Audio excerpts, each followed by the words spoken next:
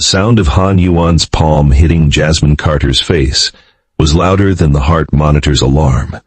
It was a sharp, clinical crack that silenced the entire ear.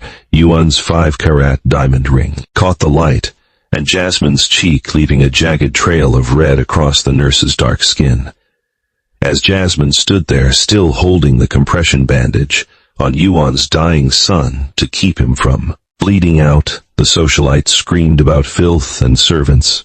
What this billionaire didn't know was that the nurse she just assaulted wasn't just another hospital employee. Jasmine Carter was the Nother, fiancée of Kang Min-ji, the iron shadow of Seoul's underworld, and the silent alarm on Jasmine's wrist had already sent a high-priority code red to his encrypted phone. In exactly 72 hours, Yewon would lose everything: her husband's empire, her social standing, and every one in her bank account. She made the one mistake you don't survive in this city. She laid a hand on the woman whose anger keeps the king's heart beating. But the real shock of this story isn't just the cold, calculated revenge. It's how Kang Min-jae took the wreckage of a socialite's life and turned it into a legacy of healing that Seoul would never forget. This is the story of how one moment of arrogance triggered a 72-hour surgical strike on an elite family, and how a mafia king proved that the most devastating weapon isn't a gun, it's total, systematic erasure. By the end of this, you'll see why Han Yewon is now a name whispered in warning, and how Jasmine Carter became the queen of a new kind of a new empire. Before we get to the blackout protocol, and believe me, the destruction is breathtaking, make sure to hit that subscribe button. We're bringing you the most powerful stories of justice and power every week. Now back to the ER. The blood was still warm on Jasmine's face. She didn't move. She didn't cry. She simply looked Han Yewon in the eye and kept her hands on the patient's wound. Security stood frozen, paralyzed by the Han family name. But at the end of the corridor, the automatic doors hissed open. Min-ji's lead enforcer was already stepping through, his hand reaching inside. His tailored blazer for the heavy steel Jasmine knew was tucked there. The sound of Han Yewon's palm hitting Jasmine Carter's face was louder than the heart monitor's alarm. The slap split open Jasmine's cheek with Yewon's diamond ring, blood mixing with tears as she screamed about getting the help away from her dying son. What this billionaire socialite didn't know was that the black nurse bleeding on the ER floor, the one literally holding pressure on her son's severed artery, was engaged to Kang Min-ji, Seoul's most ruthless crime lord, and his security team had already sent him the surveillance footage of someone putting their hands on his woman. The real shock wasn't the revenge. It was what Min-ji built from the ruins of her destruction. Here's what nobody tells you about what happens when racism collides with underground power in Korea. This is the story of how one violent slap destroyed a billionaire's world in 72 hours and created something extraordinary from the wreckage. By the end of this, you'll understand why the woman who assaulted an ER nurse is now a bankrupt pariah stripped of everything, and why the mafia boss, who could have had her killed, chose something far more devastating and beautiful instead. Before we get into the destruction, and trust me, it's surgical, hit that subscribe button because we're dropping more stories like this, and you're not going to want to miss what happens next. Now, let's get into this. Jasmine's hands wouldn't stop shaking. Blood dripped from her split cheek onto the compression bandage she was holding against Han Ji-hoon's femoral artery. The 18-year-old had wrapped his wrapped Ferrari around a light post at 3 in the morning, and Jasmine had been the first responder when they wheeled him in seizing and bleeding out. She'd cut through his designer jeans with trauma shears, found the bleeder, and probably saved his life in the first 90 seconds. That's when his mother arrived. Han Yewon swept into the air trauma bay like a winter storm, all Chanel tweed and cold fury. She took one look at Jasmine's dark skin, her box braids pulled back in a surgical cap, at her entire face twisted with disgust. "Get someone else," she hissed at the attending physician.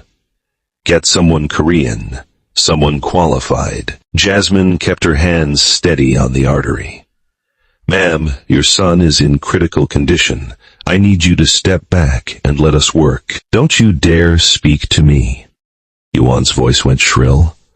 Do you know who I am? Do you know what I can do to this hospital? The attending physician, Dr. Kim, stepped between them, his voice carefully neutral. Mrs. Han, Nurse Carter is one of our most experienced trauma nurses. Your son needs immediate intervention, but Yewon wasn't listening. She was staring at Jasmine's engagement ring, the massive black diamond that Minji had custom designed, the one that every nurse in the hospital had whispered about for weeks. You think because you have some cheap ring you're somebody. You're nobody. You're hired help. Now get your filthy hands off my son. That's when she swung. The diamond edge of Yewon's wedding band caught Jasmine across the cheek, opening skin like a scalpel. The world went white-hot with pain, but Jasmine's hands never left the compression bandage. Even then, as blood ran down her jaw and dripped onto her scrubs, even as the room erupted in chaos, she kept pressure on the artery that was keeping Han Ji-hoon alive. Hospital security finally moved, but too slowly because money freezes people in Seoul. Dr. Kim was shouting. The other nurses had surrounded Jasmine, and somewhere in the corner of the trauma bay, the security camera captured everything in high definition. 20 floors below in the parking garage, Minji's head of security was already making the call. That morning had started with an argument. Jasmine stood in their penthouse bathroom applying mascara, while Minji leaned against the doorframe, his arms crossed and his jaw set in that stubborn line she'd come to recognize as his concerned crime lord face. The bracelet has GPS and a panic button, he said for the third time. You just tap it twice, and my team is there in under 4 minutes. Jasmine met his eyes in the mirror. Minji, I work in an ear. I'm surrounded by security guards and doctors, and literally hundreds of witnesses at any given moment. I don't need a tracking device. You need protection. I need you to trust that I can handle myself. She turned to face him, softening her voice. Baby, I love you. I love that you want to keep me safe.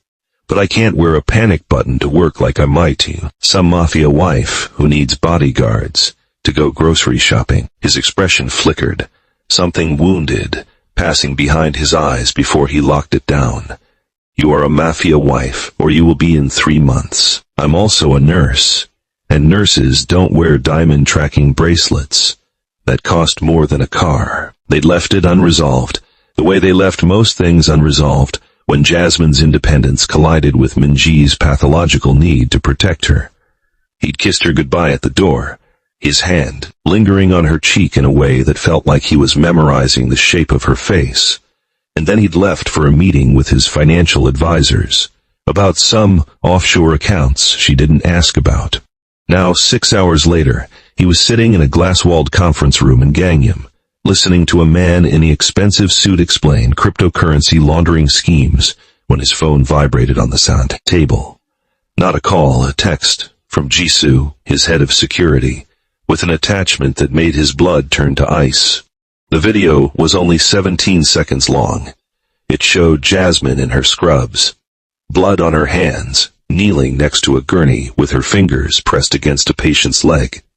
It showed a woman in shoed, designer clothes stepping into frame, and then it showed that woman's hand connecting with Jasmine's face hard enough to snap her head sideways. The impact audible even through the phone's tiny speaker. Minji watched Jasmine's cheek split open, watched blood run down her jaw, watched her hands stay locked on the patient, even as she bled. He watched it 3 times before he moved. When he stood, every person in that conference room felt the temperature drop. His CFO stopped mid-sentence.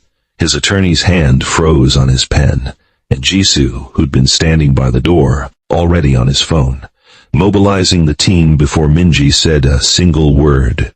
Meeting's over, Minji said quietly, too quietly, the kind of quiet that preceded violence. Find out everything about the woman who touched her. Everything. Family, business, friends. Where she banks, where she shops. What she had for breakfast. I want her entire life in a file on my desk in 1 hour. Already compiling it, Jisoo said. Minji looked at the frozen video on his phone, at Jasmine's blood on that woman's ring, and get 20 men to Seoul National Hospital. Nobody touches my fiancée again. Jasmine's face was on fire, but her hands were steady. This was the part of nursing school they didn't teach you. They taught you how to start IVs on dehydrated patients, and how to run a code blue, and how to deliver bad news to families. They didn't teach you how to save someone's life while their mother's blood was still wet on your cheek. Pressure's dropping, Dr. Kim said, his eyes on the monitor. We need to get him to surgery now. Jasmine nodded, keeping her fingers locked on the compression point. Han Yewo's skin was gray, his breathing shallow, and she could feel his pulse weakening under her hands. 18 years old, probably drunk, definitely speeding, and absolutely going to die if she let go. Behind her, hospital security was trying to escort Han Yewon out of the trauma bay. She was screaming about lawyers and lawsuits, and how dare they put their hands on her, her voice shrill enough to make the heart monitor alarms sound peaceful by comparison. One of the younger nurses, Mina, pressed a gauze pad against Jasmine's cheek, whispering apologies that Jasmine barely heard. I'm fine, Jasmine said, even though she wasn't. Just get the surgical team prepped. The thing was, Jasmine had known women like Han Yewon her whole life. She'd known them in Atlanta in nursing school, in every hospital she'd ever worked in. Women who looked at her dark skin and saw something less than human. Women who spoke slowly and loudly like she couldn't understand basic English, despite her bachelor's degree and her fluent Korean and the fact that she was literally the fact person, keeping their loved ones alive. She'd developed a thick skin over the years, had learned to smile through the microaggressions and the outright racism and the patients who refused to let her touch them, had learned that fighting back just made it worse, that crying in the supply closet was more productive than confronting people who would never see her as their equal. But God, she was tired. Jasmine. Dr. Kim's voice cut through her thoughts. You need to let Mina take over. You're injured. I'm fine. You're bleeding on my patient. Let Mina take over. It wasn't a request. Jasmine met his eyes and saw the concern there, the anger on her behalf that he couldn't express because he was the attending and she was the nurse, and hospital politics were more complicated than arterial bleeds. She nodded once, briefing Mina in quick clinical terms about the pressure point and the estimated blood loss and the medications they'd already pushed. Then she stepped back and let someone else save Han Ji-hoon's life. Her hands were shaking now. The adrenaline was wearing off, leaving behind the cold reality of what had just happened. She'd been assaulted, at work, by a patient's family member, and the worst part was the tiny voice in the back of her head that whispered, maybe if you'd just smiled more, maybe if you'd been less assertive, maybe if you'd been anything other than what you are. Sit, Dr. Kim ordered, guiding her to a stool. Let me look at that cut. Jasmine sat. Let him clean the wound with stinging antiseptic. Let him place butterfly strips across the split skin and mutter about how she'd probably scar and how security should have moved faster. She didn't tell him that scars didn't matter, that she collected them like badges of honor, proof that she'd survived everything the world threw at her. She didn't tell him about Minji either, about the man waiting at home who would burn Seoul to the ground if he knew what happened, about the engagement ring on her finger that connected her to the kind of power that made hospital administrators and billionaire socialites look like children playing dress-up. She just sat there and bled and wondered if loving Minjae meant she'd stopped fighting her own battles. The first sign that something had changed was the silence. Seoul National Hospital was never quiet. It was a level 1 trauma center in the heart of the city, packed with patients and visitors, staff moving through the halls in controlled chaos 24 hours a day. But at 4:47 p.m., the entire emergency department went silent. Jasmine was in the staff lounge pressing an ice pack against her stitched cheek when she felt it. That primal hindbrain feeling of a predator entering the room. She looked up and saw Mina standing in the doorway, her face pale. Jasmine. There's someone here to see you. Tell them I'm off the clock. I don't think that's going to work. Mina's voice dropped to a whisper. There are 20 guys in black suits in our waiting room, and they're not exactly taking no for an answer. Jasmine's stomach dropped. She knew before she stood up, before she walked out into the hall, before she saw him standing in the center of the ER, like a dark star warping everything around him. Minji had come. He looked like violence in a Tom Ford suit. His hair was pushed back from his face, his expression carved from ice, and every single person in that emergency department had stopped what they were doing to stare at him, not because he was handsome, though he was, not because he was wearing a watch that cost more than most people's cars, though he was, but because power recognizes power. Kang Minji radiated the kind of authority that made hospital administrators and gang bosses alike remember they had somewhere else to be. His eyes found hers across the crowded air. Something in his face cracked, just for a second, when he saw the butterfly strips on her cheek. Then the ice came back, colder than before. He crossed the distance between them in 5 strides. His hand came up to cup her face, his thumb ghosting over the bandage with a gentleness that seemed impossible from a man his size. Who? He asked quietly. Minji, you can't be here. Who touched you? Every person within earshot stopped breathing. Jasmine saw Dr. Kim frozen in the hallway, saw the security guards exchange looks, saw the hospital director emerging from his office, with the kind of no-free, false smile people use when they're terrified. Baby, please, Jasmine whispered. Not here, not like this. But Minji wasn't looking at her anymore. He was looking at someone behind her. And when Jasmine turned, she saw Jisoo holding a tablet, his face carefully blank. Her name is Han Yewon, Jisoo said. Age 47. Wife of Han Min-seok, CEO of Han Industries. Net worth approximately 847 billion won. Currently in the family waiting room on the 3rd floor. Minjae's jaw tightened. Is that where she hit my fiancé? No, sir. The assault occurred in Trauma Bay 2. Mrs. Han struck Nurse Carter while she was providing emergency medical care to Han Ji-hoon, age 18, the assailant's son. The hospital director finally found his voice. Mr. Kang, I can assure you we are taking this matter very seriously. We've already filed an incident report, and Mrs. Han has been escorted from the psyche treatment area.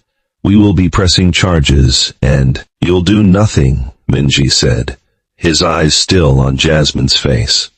Because you let it happen. You had security in that room, and they stood there while someone assaulted my woman. Sir, I understand you're upset, but do you know what I do to people who hurt what's mine? The director went pale because everyone in Seoul knew what Kang Minji did. They just didn't talk about it in polite company. Jasmine put her hand on Minji's chest, feeling his heart hammering beneath the expensive fabric. Can we talk privately? He looked down at her, and for just a moment the ice melted. She saw fear in his eyes. Real, visceral fear. The kind of fear that came from loving someone so much that the thought of them being hurt made you want to tear the world apart. Please, she said softly. He nodded once, then turned to Jisoo. Clear the VIP consultation room. Nobody disturbs us. Then, to the director, you and I will talk later. About how you're going to make sure this never happened. Again, it wasn't a threat, it was a promise. And judging by the way the director's face went from pale to gray, he understood the difference. Minji led Jasmine through the air with his hand on the small of her back, 20 men in black suits forming a protective corridor around them.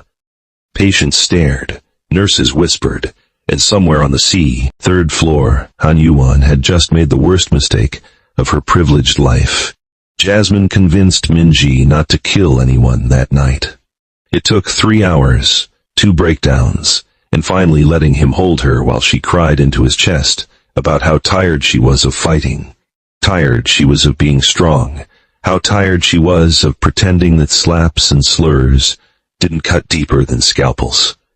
By the time the sun rose over Seoul, Minji had made her a promise. No bloodshed, just business. Han Yewon would learn that there are worse things than death. Hour 1. Jisoo delivered a file to Minji's office that was 300 pages thick. It contained every detail of the Han family's odds. Empire shell companies, offshore accounts, tax evasion schemes, bribery records, and photographs of Han Min-sok with a mistress in Busan. Everything that rich families hide behind lawyers and NDAs, laid bare in black and white. Hour 6. An anonymous tip reached the Financial Supervisory Service. By lunch, Han Industries stock had dropped 14%, and trading was suspended pending investigation. Hour 12. Han Yewon's exclusive membership at the Shilla Country Club was quietly revoked. So was her table at Gaeon. So was her family's box at the Seoul Arts Center. Power in Seoul was about access, and access could be removed with a single phone call to the right people. Minji knew all the right people. Hour 24, the first article dropped. A carefully leaked story in a business journal about accounting irregularities at Han Industries, paired with a sidebar about the CEO's wife assaulting healthcare worker. The journalist who wrote it owed Minji a favor. The editor who published it owed him 3. Hour 36. Han Min-sok's lawyer called, requesting a meeting with whoever was orchestrating his destruction. Minji declined. He was busy watching surveillance footage of Jasmine's assault on repeat, his finger hovering over the pause button on the frame where blood first appeared on her cheek. Hour 48.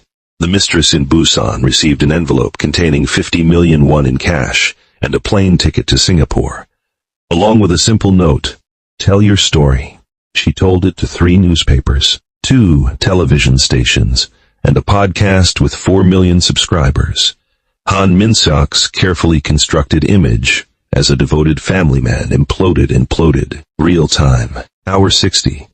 Han Industries lost its largest contract, a government infrastructure deal worth 200 billion won. The minister who cancelled it owed Minji for helping his daughter disappear. A scandal. Years ago, favors were currency in Seoul's underground, and Minji was a very wealthy man. Hour 72. Han Yewon sat in her Gangnam penthouse, watching her entire life collapse on the news. Her husband was being investigated for tax fraud. Her family's company was hemorrhaging money. Her centiper friends had stopped returning calls. And somehow, impossibly, every single reporter in Seoul knew that it started with her slapping a nurse. The doorbell rang. Yewon answered it to find a lawyer she didn't recognize holding an envelope. "Mrs. Han, you've been served with a civil lawsuit filed by Nurse Jasmine Carter for assault, emotional distress, and defamation. You're also being notified that the Seoul Central District Prosecutor's Office will be filing criminal charges within the week." He handed her the envelope. "You have a choice. You can fight this in court, where every detail of your family's finances will become public record, or you can accept Mr. Kang's terms." "Who the hell is Mr. Kang?" The lawyer's expression didn't change. "The man whose fiancée you assaulted. He's prepared to make all of this go away, including the criminal charges, in exchange for a public apology and a donation." "How much?" "All of it, Mrs. Han. He wants everything." Jasmine found him on the balcony at 2 a.m., staring out at the Seoul skyline with a glass of whiskey in his hand and murder in his eyes. She'd woken up alone, the sheets still warm where he'd been, lying next to her, and known immediately where he'd gone. This was where Minjae came when the darkness got too loud. She wrapped her arms around him from behind, pressing her cheek against his back. He was shaking. This man who controlled half of Seoul's underworld, who'd built an empire on fear and respect, shaking like a leaf. "Tell me what you're thinking," she said softly. "I'm thinking about 23 different ways to make her suffer." His voice was flat, empty. I'm thinking about how easy it would be to make her disappear. How no one would question it. How no one would even look for her, Minji. I watched the footage again. Did you know she hit you hard enough to snap your head back? Did you know you bit through your lip, that there was blood in your mouth? He turned in her arms and his eyes were wet. I watched you save her son's life while you were bleeding, Jasmine, while she was calling you. His voice broke. I can't get it out of my head. Jasmine cupped his face in her hands, forcing him to look at her. So don't. Put it somewhere else. Use it for something that matters. I want her dead, I know.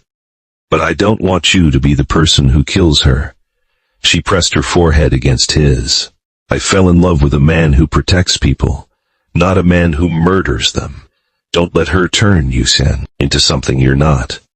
What if that's what I've always been? What if you just didn't see it? Then I wouldn't be wearing your ring. She held up her hand, letting the black diamond catch the city lights. I know exactly who you are, Kang Minji. I know what you've done. I know what you've done, capable of. And I also know that you're capable of more than revenge. You're capable of building something beautiful. He closed his eyes, his breath shuddering. I don't know how to do this, how to let it go. You don't let it go. You redirect it. She pulled back to look at him. That money you're taking from the Hans, that empire you're dismantling, what if instead of just destroying it, you built something with it? Something that would make what happened to me impossible for the next nurse, the next immigrant, the next person who gets treated like they're less than human. Like what? Like a foundation. Scholarships for nursing students from marginalized communities, free healthcare clinics in underserved neighborhoods, a medical center that actually treats people with dignity, regardless of who they are or where they come from. She smiled through her tears. Make her legacy be that she accidentally funded the exact thing she hates most, people like me succeeding. Minji stared at her for a long moment, and then something shifted in his face. The murder faded, replaced by something sharper, more purposeful. That's more cruel than killing her. I know, I learned from the best. He kissed her then, hard and desperate, tasting like whiskey and relief. When he pulled back, his hands were cupped around her face, his thumbs gentle on her cheeks. How did I get so lucky? You didn't. You got me, which is much better than luck, she grinned. Now come back to bed and tomorrow we'll start building your evil empire of good deeds. Our empire, he corrected. Our empire, she agreed. They went inside together, and for the first time in 72 hours, Minji slept without dreaming of blood. Jasmine's phone rang at 6 a.m. Seoul time, which meant it was 4 p.m. in Atlanta, which meant her mother had seen the news. She stared at the screen for 3 rings before Minji reached over and put it on speaker. Jasmine Marie Carter, you want to tell me why I'm looking at my daughter's face on CNN with a headline about a billionaire assault scandal in Korea? Jasmine winced, full name. That was bad. Hi, Mama. Don't you? Hi, Mama, me. What happened? Are you okay? Do I need to fly to Seoul? Because I will get on a plane right now. And, Mama, I'm fine. I promise. It's just a scratch. A scratch? Baby, they're saying this woman split your face open with her ring. They're saying you were treating her son when she attacked you. They're saying her mother's voice broke. They're saying horrible things about what she called you. Minji's hand found Jasmine's under the covers, squeezing tight. She took a breath. It happened. I'm not going to lie to you. But I'm okay. I'm safe. And the woman who did it is facing consequences. What kind of consequences? The legal kind and the financial kind and the social kind. She's losing everything, Mama. There was a pause then. Good. I hope she rots. Jasmine blinked, surprised. Her mother was a church deacon, a woman who preached forgiveness and turning the other cheek. Hearing her wish harm on someone was jarring. But that's not why I'm calling, her mother continued. I'm calling because I need to know you're really okay. not the brave face you're putting on for the cameras. The real you. Jasmine felt tears burning behind her eyes. I'm scared, Mama. I'm scared that she was right. That I don't belong here. That I'm just playing pretend in a world that will never accept me. Baby, listen to me. You belong anywhere you damn well please. You hear me? Anywhere. You earned your place. You worked for it. And no bitter, hateful woman gets to take that away from you. Minji squeezed her hand again, and Jasmine realized he was crying too. Silent tears running down his face as he listened to her mother defend her daughter with the ferocity of a mama bear. Now, her mother said, her tone shifting, tell me about this man you're marrying. The one who's apparently bankrupting your attacker's entire family. Jasmine laughed through her tears. Mama, this is Minji. Minji, this is my mother, Patricia Carter. Mrs. Carter, Minji said, his voice rough. It's an honor. We'll see about that. What are your intentions with my daughter, Mr. Kang? To protect her, to love her, to build a life with her that honors everything she is. And what are you, exactly? Because the news is very unclear about your business dealings. Mama, Jasmine started. I'm a businessman, Minji said smoothly. Import and export, primarily. Some real estate holdings, some venture capital investments. And do any of these businesses explain why you have the power to destroy a billionaire family in 3 days? Silence. Then Minji said, very carefully, I have resources, and I'm not afraid to use them to protect the people I love. Another pause. Then Patricia Carter laughed, rich and warm. Well, all right then. I like him, Jasmine. He's got a spine. Now when's this wedding? Because I need to start planning my outfit, and you know how long it takes to get a good fascinator in Atlanta. They talked for another hour, Patricia grilling Minji about everything from his family history to his favorite foods to whether he knew how to make grits.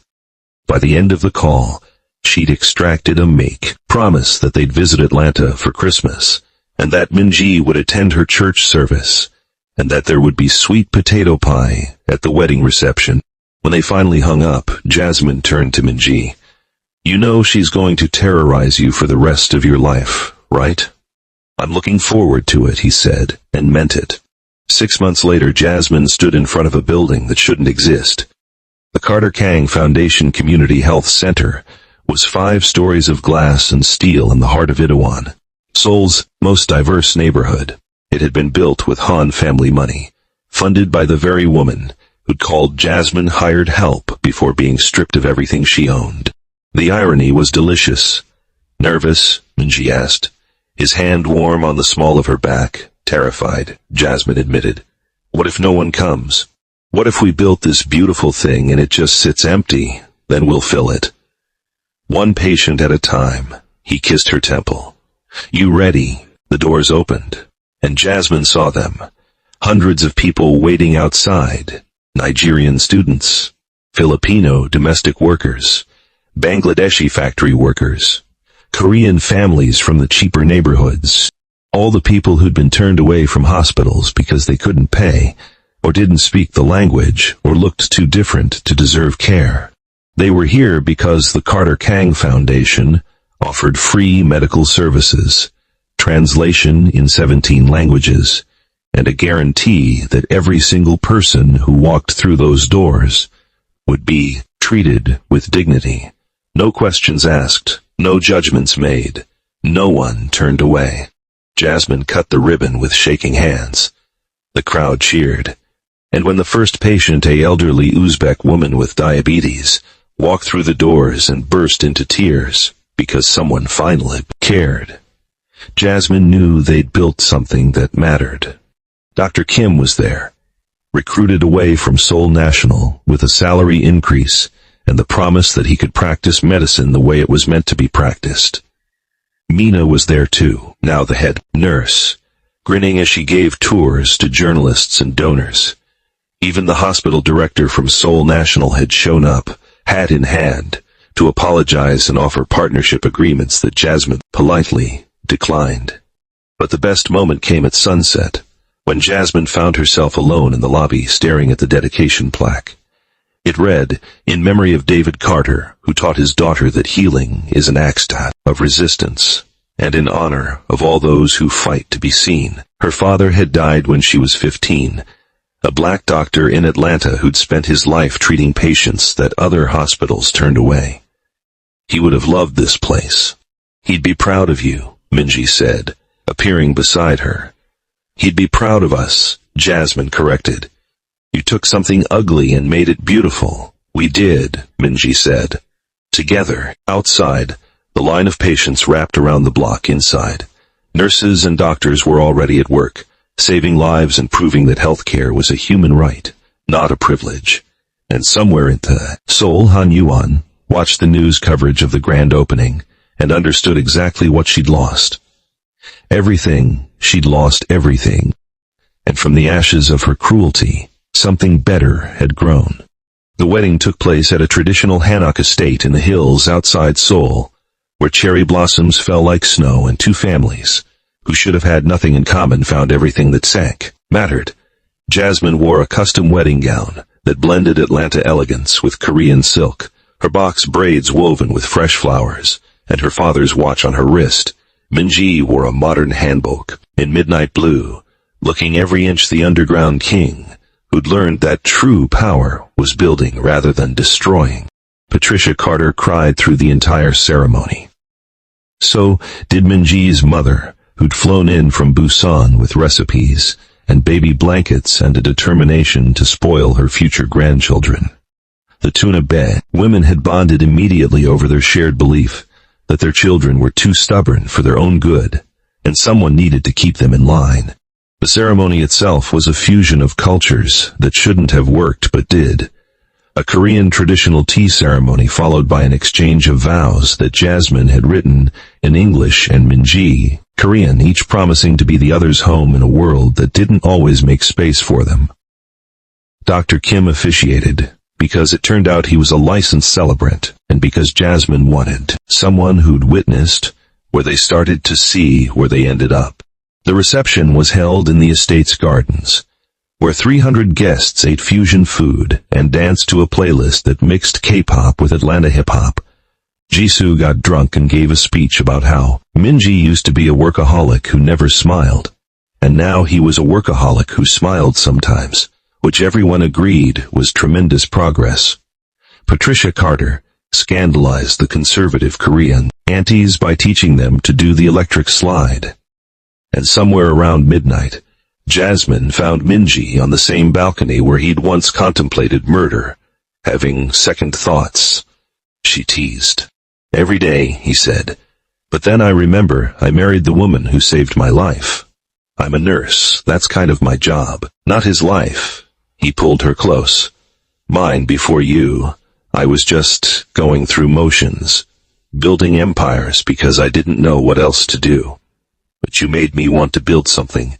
The 20s after mattered. You made me want to be someone worth loving." "You've always been worth loving," Jasmine said fiercely. "You just needed someone to show you." They danced there in the moonlight. Two people who'd found each other across cultures and classes and the kind of darkness that usually swallows people whole. Below them, their guests celebrated a union that proved love was stronger than hate, that justice was sweeter than revenge, and that sometimes the best way to fight monsters was to build something so beautiful they couldn't bear to look at it. Han Yewon wasn't invited, but she sent a gift anyway, a note of apology written in shaking handwriting, accompanied by a donation to the Carter Kang Foundation that represented the last of her assets. Jasmine read it once, then burned it in the courtyard fire pit while Minji watched. "Should we have accepted her money?" Jasmine asked. "We did accept it, 6 months ago. This is just her finally admitting it." Minji kissed her hand. "Besides, we're not in the business of refusing resources that can help people, even if they come from someone who tried to destroy you. That's very mature of you. I learned from the best." They stayed there until dawn, watching their guests slowly drift away, watching the staff clean up the remnants of the celebration. watching the sun rise on their first day as husband and wife. When they finally went inside to begin their honeymoon, Jasmine took one last look at the estate, where two worlds had collided and merged into something entirely new. This was the happy beginning, not the ending, because their story wasn't about revenge or justice or even love conquering all. It was about two people who refused to let the world's cruelty define them, who chose to build rather than destroy, who proved that the best response to hate was not more hate but radical, transformative compassion. And in Seoul, in Atlanta, in hospitals and clinics and communities around the world, people would tell their story for generations, not as a fairy tale but as a blueprint, a reminder that power used for good was the most dangerous weapon of all. Han Yewon had wanted to destroy Jasmine Carter. Instead, she'd helped create a legacy that would outlive them all. Funny how these things work out.